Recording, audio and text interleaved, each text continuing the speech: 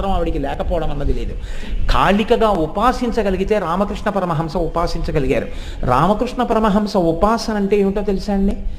ఆయన తన మేనల్లుడితో కలిసి మాట్లాడుతున్నారు ఒక రోజున కలకత్తాలో మఠంలోను.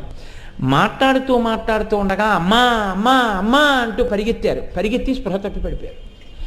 పరిగెత్తుకెళ్ళి స్పృహ తప్పి పడిపోతే మేనల్లుడు వచ్చి నీళ్లు కొట్టి లేపాడు. ఉన్మాదంలాగా ఏదో మాట్లాడారు. కాసేపు మాట్లాడిన తర్వాత అడిగాడు మేనల్లుడు, ఏమైంది మామయ్య, ఎందుకు పడిపోయావు అని అడిగాడు. ఇక్కడే ఈ పొదల్లోనే అమ్మవారు ఎర్రటి చీర కట్టుకొని ఆకుపచ్చటి అంచుతో ఉన్న చీరతో గొల్లపిల్లలతో కలిసి నా తల్లి ఆడుకుంది ఈ చెట్టు పొదల్లో. మా అమ్మని చూడగానే అమ్మా అమ్మా అమ్మా అని పరిగెత్తాను. నేను దగ్గర దాకా పరిగెత్తిన తర్వాత అమ్మ నా వంకిలా చూసింది. అమ్మని చూడగానే, అమ్మ నా వంక చూడగానే, ఆ రూపాన్ని చూడగానే ఆనంద పారవశ్యంతో మూర్ఛపోయాను రా అన్న.